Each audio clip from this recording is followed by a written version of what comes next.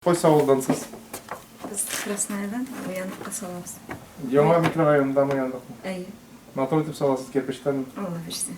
17 апрель көнне Уяндык авылында яңа йорт салырга хыялланып яшәүче күп балалы Хәсәновлар гаиләсе һәм тагы шундый ук зур 4 гаилә өчен бик сөенечле вакыйга булды. 2020 елның 1 гыйнварыннан тормышка ашырыла башлаган авыл территорияларын комплекслы үстерү дәүләт программасы шикләрендә алар торак шартларын яхшырту өчен субсидиягә ия булды.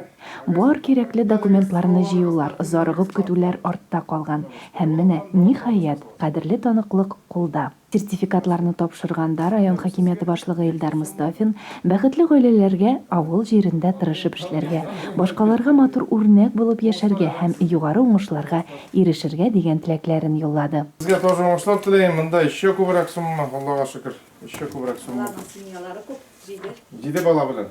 Биш бала. 5 бала белән 7 кешедән торабыз. Кайсы авылга салабыз? Яңа нәдергә. Яңа Нәдергә салабыз.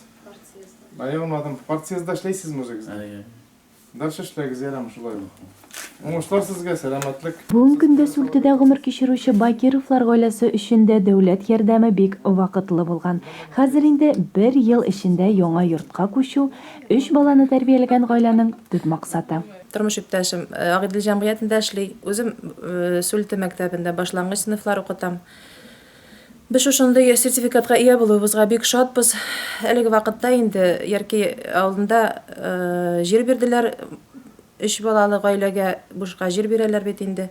Шунда үй салырга уйладык.